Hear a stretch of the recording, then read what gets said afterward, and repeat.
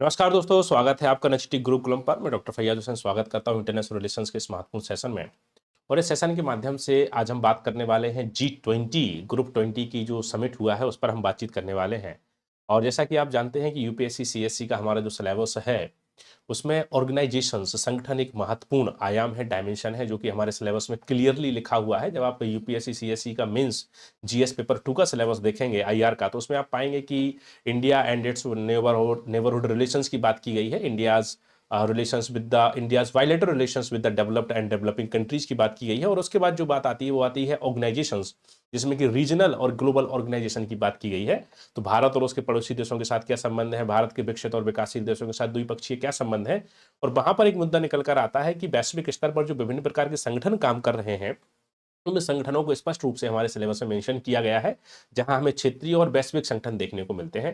तो जैसे कि सारे संगठन तो आप स्टैटिक पॉइंट ऑफ व्यू से पढ़ते ही हैं जब आप तैयारी करते हैं, लेकिन आपको ये भी ध्यान देना होता है कि जब कोई संगठन का ऑर्गेनाइजेशन की बैठक हो रही है, किसी संगठन पर कोई बातचीत निकल कर आ रही है, कोई करंट अफेयर्स का इश्यू निकल कर आ रहा है, तो आपको क्या करना होता है कि थोड़ा सा रिवीजन करना होता है पूरे अपने सिलेबस का, पूरे उस ऑर्गेनाइजेशन का। तो अभी आपने देखा होगा कि हमारे प्रधानमंत्री श्री नरेंद्र मोदी जी जो है कि जोहान्सबर्ग गए थे और दक्षिण अफ्रीका, वहां पर उन्होंने G20 के समिट जो है उसमें भाग लिया, उसमें वो बैठे। तो यहाँ पर ये हमारे लिए बहुत महत्वपूर्ण ऑर्गेनाइजेशन निकल कर आ रहा है G20। तो आज के सेशन में यही बात करेंगे कि समिट कहाँ हुआ, कौन सा समिट था, कैसे समिट हुआ, किस किस ने पार्टिसिपेशन किया, आउटकम्स क्या है समिट के। उसके बाद हम ये देखेंगे कि G20 ऑर्गेनाइजेशन क्या है और ये ऑर्गेनाइजेशन कैसे काम करता है। तो आज के सेशन में इन सभी बिंदुओं पर बातचीत करने वाले हैं, इन सभी चीज़ों को कवर करने वाले हैं। तो आप सेशन में लास्ट तक हमारे साथ बने रहिए और पढ़ते रहिए। आइए डिस्कस करते हैं, स्टार्ट करते हैं सेशन को। तो बड़ी खबर ये है कि G20 लीडर्स का जो समिट हुआ है 2025 का, वो hosted by South Africa from November 22 to 23 2025। तो प्रत्येक वर्ष G20 का एक समिट होता है और 2025 के वर्ष का जो समिट हुआ है वो 22-23 नवंबर 2025 को हुआ है, जिसे साउथ अफ्रीका अर्थात दक्षिण अफ्रीका द्वारा क्या किया गया है, होस्ट किया गया है। दक्षिण अफ्रीका द्वारा क्या किया गया है, इसको होस्ट किया गया है इन जोहान्सबर्ग। आपको पता होगा कि वहां पर एक शहर है जिसका नाम क्या है, जोहान्सबर्ग। वहां पर यह सम्मेलन हुआ है अंडर द थीम। और थीम क्या थी, बहुत मोस्ट इंपोर्टेंट है। कभी कभी यूपीएससी भी ऐसे पूछ लेता है कि एक स्टेटमेंट बना देगा कि G20 का 2025 में सम्मेलन 22 और 23 नवंबर 2025 को दक्षिण अफ्रीका के जोहान्सबर्ग में हुआ। और दूसरा स्टेटमेंट बना देगा कि उसकी थीम जो थी ये निम्नलिखित थीम थी। तो आपको ध्यान रखना है कि जब आप करंट अफेयर्स पढ़ रहे हैं तो इन चीजों पर भी आप फोकस करिए। और कभी कभी यूपीएससी इस प्रकार के प्रश्न नहीं पूछ लेता है, स्टेट पीसीएस पूछ लेते हैं, लेकिन यूपीएससी फिर कहां पहुंच जाएगा, वो G20 स्टैटिक में हमारा पहुंच जाएगा। ठीक है, तो यहां पर इन्होंने थीम क्या रखी है, सॉलिडेरिटी, इक्वालिटी एंड सस्टेनेबिलिटी। इन्होंने कहा कि एक तो हमें अपना सॉलिडेरिटी, एकीकरण लेके चलना है, हमें समानता लेके चलना है, और सततता और सतत विकास पर भी हमें बातचीत करनी है। तो तीन शब्द जो है इनके इस वाले समिट में थीम में शामिल रहे। तो आपको याद रखना चाहिए सॉलिडेरिटी, इक्वालिटी एंड सस्टेनेबिलिटी, ये तीन शब्द याद रखेंगे। तो पहली बात क्या है कि G20 का शिखर सम्मेलन हो रहा है, और शिखर सम्मेलन कहां हो रहा है, दक्षिण अफ्रीका में हो रहा है। दक्षिण अफ्रीका के शहर जोहान्सबर्ग में हो रहा है, 22-23 नवंबर 2025 को हो रहा है। और इस बैठक की थीम क्या थी, solidarity, equality and sustainability. Getting my point. तो ये तीन बातें याद रखनी है, right. This mark the first time an African nation hosted the annual summit. और कह रहे हैं कि पहली बार ऐसा हुआ है कि G20 के किसी सम्मेलन को अफ्रीका के किसी देश द्वारा होस्ट किया गया है, उसकी मेजबानी की गई है। तो this is most important information for our examination. ये बहुत ज्यादा जरूरी इंफॉर्मेशन हमारे एग्जामिनेशन के लिए हो जाती है, क्योंकि यहां पर आपको ये देखना पड़ेगा कि ये सम्मेलन जो हो रहा है, पहली बार ऐसा हो रहा है कि कोई अफ्रीकन नेशन, कोई अफ्रीकी देश इस पर अध्यक्षता इसकी कर रहा है। तो ये सारी चीजें बहुत मोस्ट इंपोर्टेंट है, जिनको आप अपने दिमाग में एकदम से याद रखिए और इनका नोट्स भी बनाकर आप रख लीजिए। ठीक है, अब आगे अगर हम बात करें तो होस्ट कंट्री क्या थी, मतलब कि किस देश ने इसकी अध्यक्षता की है। तो इसमें क्या है आंसर, तो क्या है, South Africa holding the G20 presidency from December 2024 to November 30 2025। कह रहे हैं कि दक्षिण अफ्रीका ने पूरे वर्ष जो है G20 की अध्यक्षता अपने पास लेके रखी है, और दिसंबर 1 से 2024 से लेकर नवंबर 30 2025 तक ये इसके अध्यक्ष रहेंगे, और इसके बाद नेक्स्ट अध्यक्ष बन जाएगा। लोकेशन क्या है, the summit took place at the expo centre in Johannesburg, NASREC, क्या बोले, NASREC, ठीक है। तो यहां पर एक जगह है, वहां पर यह सम्मेलन हमें देखने को मिल रहा है। थीम क्या थी, हमने अभी बात करी, solidarity, equality, sustainability with a focus on African development, inclusive growth and sustainable development goals. सतत विकास लक्ष्यों के पर्सपेक्टिव में हमें इन 3 शब्दों पर बात करना है। सॉलिडेरिटी, एकीकरण पर बातचीत करनी है, हमें एक साथ लोगों को लेकर चलना है। इक्वालिटी, समानता की बात करनी है, जो भी सदस्य देश हैं उनमें हमें समानता है लेके चलना है, उनमें इनइक्वालिटी नहीं होनी चाहिए, फाइनेंशियल इनइक्वालिटी है चाहे हमारी आर्थिक असमानता है वो नहीं होनी चाहिए। और इसके अलावा हमें किस पर बात करना है, सस्टेनेबिलिटी पर बात करना है, चाहे हमारे पर्यावरण संसाधन की बात हो, चाहे हमारे रिसोर्सेज की बात हो। ऐसा ना हो कि वो रिसोर्सेज हम लोग खुद ही यूज कर लें और भविष्य की जनरेशंस को हम लोग उस पर कुछ भी ना दें, तो हमें इस पर ध्यान रखना है। Getting my point. आउटकम्स क्या है, G20 leaders adopted a 122 points declaration that addressed global challenges like food security, debt relief, climate reliance, and EI governance despite a notable boycott by the United States। तो ये कह रहे हैं कि 122 बिंदुओं का एक निष्कर्ष, एक दस्तावेज हमारे द्वारा स्वीकार कर लिया गया है इस समिट में। जरा ध्यान देना, कितने का बेटा, 122 बिंदुओं का एक दस्तावेज, डिक्लेरेशन हमारे द्वारा कर लिया गया है। क्या कर लिया गया है, दस्तावेज हमारे द्वारा स्वीकार कर लिया गया है। G20 लीडर्स ने अडॉप्टेड 122 पॉइंट डिक्लेरेशन, ठीक है, 122 बिंदुओं का ये दस्तावेज है जिस पर किन किन चीजों पर बात की गई है, खाद्य सुरक्षा की बात की गई, फूड सिक्योरिटी की बात इसमें की गई है, ठीक है, डेट रिलीफ। आप देखो कि जो विकसित और विकासशील देशों की समस्याएं क्या है कि विकसित देशों के पास टेक्नोलॉजी है, विकसित देशों, डेवलप्ड कंट्रीज हैं, जो एडवांस्ड इंडस्ट्रियल कंट्रीज हैं, उनके पास टेक्नोलॉजी है, फ्रांस है, तो टेक्नोलॉजी फाइनेंस का ट्रांसफर कहाँ होता है, developing country and under developed countries की तरफ होता है, राइट। तो अब जब यहाँ पर फाइनेंस आता है, पैसा आता है, तो पैसा कैसे, फ्री में तो मिलता नहीं है, उस पैसे को डेट पर दिया जाता है, ऋण पर दिया जाता है, ब्याज उस पर लेती हैं कंट्री, ठीक है।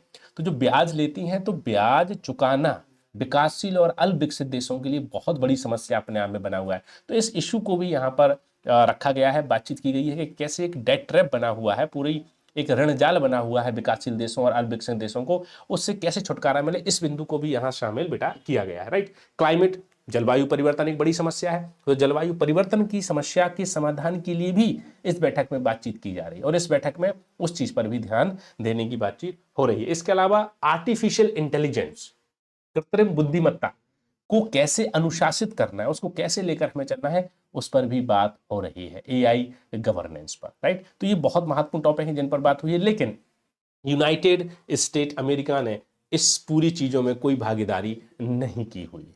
क्लियर बात है, तो ये आपको चीजें याद रखनी है, करंट अफेयर्स है, राइट। चलो अब देखते हैं थोड़ा सा। The G20 presidency will be handed over to the United States on November 30, 2025. The next G20 Leaders Summit will be hosted by the United States in 2025. कह रहे हैं कि 2025 का जो 2025 का जो G20 सम्मेलन हुआ है वो दक्षिण अफ्रीका के जोहान्सबर्ग में हुआ है और यहीं पर 30 नवंबर 2025 को इसकी अध्यक्षता, प्रेसिडेंसी यूनाइटेड स्टेट US को सौंप दी जाएगी और 2026 में जो हमारा बैठक होगी G20 की, जो समिट होगा वो कहाँ होगा, वो यूनाइटेड स्टेट में होगा। तो ये भी थोड़ा सा याद रखना है, यहाँ से भी क्वेश्चन सिंपली आ जाते हैं कि अगला सम्मेलन कहाँ होगा और अगले जो है G20 की अध्यक्षता कौन कर रहा है। तो इस पर्सपेक्टिव में आपको याद रखना है कि अध्यक्षता किसके द्वारा की जा रही है, अध्यक्षता आपके यूनाइटेड स्टेट द्वारा की जा रही है। और इससे अधिक जानकारी आप अगर लेना चाहते हैं तो G20.org पर आप जा सकते हैं, ऑफिशियल G20 वेबसाइट पर जा सकते हैं। मैंने भी ये जो इन्फॉर्मेशन ली है, ये इन्फॉर्मेशन G20 की जो ऑफिशियल वेबसाइट है वहां से ली है। और अगर आपको लगता है कि 122 पॉइंट्स का जो एक डिक्लेरेशन G20 के मेंबर्स ने एक्सेप्ट किया है वो 122 पॉइंट्स आपको पढ़ने चाहिए, और मेरा ऐसा मानना है कि पढ़ने चाहिए, क्योंकि जब आप प्रीलिम्स देने जा रहे हैं तो इस प्रकार के डिक्लेरेशंस के आउटकम्स वहां पर निकल कर आपसे पूछ लिए जाते हैं कि 122 में जो है कि बेसिक महत्वपूर्ण चीजें, जैसे AI गवर्नेंस पर बात हो रही है, क्लाइमेट चेंज पर बात हो रही है, फूड सिक्योरिटी पर बात हो रही है, तो इन पर क्या डिक्लेरेशंस आ रहे हैं, इन पर क्या कंसेंसस आ रहा है G20 कंट्रीज का, वहां से क्वेश्चंस आपके आ जाते हैं। तो अगर आपके पास टाइम है और आप एक बढ़िया सिंसियर स्टूडेंट है, शानदार सिंसियर स्टूडेंट है, तो आप G20.org पर जा सकते हैं, G20 की ऑफिशियल वेबसाइट पर जा सकते हैं, वहां से 122 पॉइंट्स की जो डिक्लेरेशंस है वो थोड़ा सा डाउनलोड करके एक दो बार उसकी रीडिंग कर सकते हैं, जिससे कि एग्जाम में अगर यहाँ से प्रश्न आता है तो वह हमारा क्लियर रहे। तो थोड़ा ये कोशिश करो, थोड़ा ये प्रयास करो कि जब भी हमें कोई ऑथेंटिक सोर्स मिलता है तो उस ऑथेंटिक सोर्स को हम अपने तैयारी के लिए कैसे यूज कर सकते हैं, ये हमारे लिए जरूरी हो जाता है। ठीक है, तो आप यहाँ से जाके चीजों को देख सकते हैं और इनको कर सकते हैं बेटा। ठीक है, अभी थोड़ी सी बात करते हैं G20 के बारे में कि G20 क्या है। राइट, किसके बारे में बात करते हैं? About the G20। G20 group 20, जी का मतलब यहाँ क्या है बेटा? ग्रुप 20, मतलब कि आखिर ग्रुप 20 क्या है, कब बना, कैसे एस्टेब्लिशमेंट हुआ, ऑब्जेक्टिव्स क्या है, प्रिंसिपल्स क्या है, सेक्रेटरीएट कहाँ पर है, इन सारी चीजों पर थोड़ी सी बात कर लेते हैं। अब हम कहाँ तरफ जा रहे हैं? अभी हमने करंट अफेयर्स पढ़ लिया, G20 की होस्ट कहाँ हो रहा है, अगला होस्ट कौन करेगा, उसकी थीम क्या थी, कब से कब तक चला, क्या डिक्लेरेशन उसमें एक्सेप्ट करी गई, वो सारी चीजों पर हमने बात कर ली, करंट अफेयर्स था। अभी थोड़ा सा चलते हैं G20 के स्टैटिक बिंदु को देखने के लिए कि उसका एस्टेब्लिशमेंट कम हो रहा है, एस्टेब्लिशमेंट होने के बाद कैसे चीजें जो है निकल कर आ रही है, थोड़ा उस पर बात कर लेते हैं, देखते हैं। राइट, G20 के बारे में कि इट वाज फाउंडेड इन 1999। कह रहे हैं कि G20 की जो स्थापना हुई बेटा वो 1999 में हुई, after the Asian financial crisis of 1997-1998। Asia में वित्तीय संकट आया 1997 और 1998 में। 1997 और 1998 के वित्तीय संकट के बाद एशिया और वैश्विक स्तर पर कोई ऐसा फाइनेंशियल क्राइसिस ना आ जाए, उसको रोकने के लिए हमने क्या किया, एक हम लोगों ने सम्मेलन बुलाया और उसमें फिर हमने G20 का एस्टेब्लिशमेंट किया 1999। Right, as an informal forum for the finance minister and central bank governors of the most important industrial and developing economies. कह रहे हैं कि हमने जब ये एशिया में क्राइसिस आया 1997-98 में, तो विकसित और विकासशील देशों के हमने महत्वपूर्ण लोगों को बुलाया। किसे बुलाया? वहां के महत्वपूर्ण जो उद्योगपति थे, डेवलप और डेवलपिंग कंट्रीज के, वहां के जो सेंट्रल बैंक थे, उनके गवर्नर्स थे, उनको बुलाया और इस पर बात करने की कोशिश करी कि कैसे आने वाले समय में फाइनेंशियल क्राइसिस को हम रोक सकते हैं। तो उसी पर्सपेक्टिव में 1999 में जो है इसकी स्थापना की जा रही है G20 संगठन की। तो G20 में कितने देश हैं? तो G20 जैसे आपको दिखाई दे रहा होगा क्लियरली कि ये क्या है, ग्रुप 20 होता है इसका फुल फॉर्म। 20 का मतलब 30 देश इसमें शामिल है। कितने हैं? 20 कंट्रीज इसमें शामिल है। लेकिन ऐसा नहीं है कि 20 कंट्रीज इसमें शामिल है, जैसे आप लिखोगे यहां पर देखोगे तो 19 कंट्रीज है। क्या है बेटा? 19 कंट्रीज। तो 20 क्या है फिर? 20 क्या है बोलो? 19 कंट्रीज हैं तो 20 क्यों इसको बोलते हैं? 19 कंट्रीज के साथ यूरोपियन यूनियन भी इसका हिस्सा है। बात समझ आ रही है? तो 19 कंट्रीज प्लस यूरोपियन यूनियन भी इसका हिस्सा है, इसलिए इसको हम लोग मान लेते हैं। और 19 कंट्रीज में कौन कौन है? देखो, अर्जेंटीना है, ऑस्ट्रेलिया है, ब्राजील है, कनाडा है, चाइना है, फ्रांस है, जर्मनी है, इंडिया है, Indonesia, Italy, Japan, Republic of Korea, Mexico, Russia, Saudi Arabia, South Africa, Turkey है, United Kingdom and United State and 2 regional bodies भी इसमें शामिल है। यहाँ पर एक प्रश्न भी यूपीएससी में आया है। यहाँ पर प्रश्न पूछा है कि G20 में कौन शामिल नहीं है। तो ये प्रश्न अपने आप में बहुत मुश्किल प्रश्न था, प्रीलिम्स में क्वेश्चन आया है। फिर से G20 करंट अफेयर्स में, तो फिर से इनकी जो है मेंबर्स के बारे में आपसे पूछ सकते हैं कि कौन सा एक मेंबर इसमें शामिल नहीं है। उन्होंने क्या किया था, एक क्वेश्चन बनाया था कि कौन मेंबर नहीं है, तो उसमें कुछ देश डाल दिए थे, उसमें से आपको देखना था। तो क्या हमें ये 20 मेंबर्स G20 के याद होने चाहिए? बोलो। हाँ, मेरा ऐसा मानना है कि याद होने चाहिए। आपको इनको मेमोराइज करना पड़ेगा, आपको इनकी प्रैक्टिस करनी पड़ेगी। कर सकते हो आप, कोई दिक्कत नहीं है, इसको थोड़ा सा आप याद करो। अब सवाल यह है कि G20 का इंपोर्टेंस क्या है, G20 का महत्व क्या है, G20 का महत्व क्या है? The G20 members represent around 85% of the global gross domestic product, over 75% of the global trade and about 2/3 of the world population। कह रहे हैं कि अगर हम वैश्विक ग्लोबल जीडीपी की बात करें तो उसका 85% G20 ग्रुप के पास है, और हम केवल वैश्विक व्यापार की बात करें तो उसका 75% इनके पास है। और अगर पॉपुलेशन की बात करें तो लगभग 2/3% पॉपुलेशन G20 मेंबर्स के पास है। ये बहुत बड़ी बात है अपने आप में। तो इसको कैसे याद कर सकते हैं? Population, trade and GDP. तो ग्लोबल पॉपुलेशन जो भी है ना, 8 अरब, उसका 2/3 इन देशों में है। बहुत बड़ी बात है अपने आप में।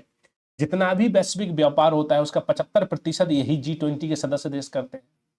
और जो दुनिया की, पूरी दुनिया की जितनी भी जीडीपी है उसका 85% जीडीपी इन देशों के पास है।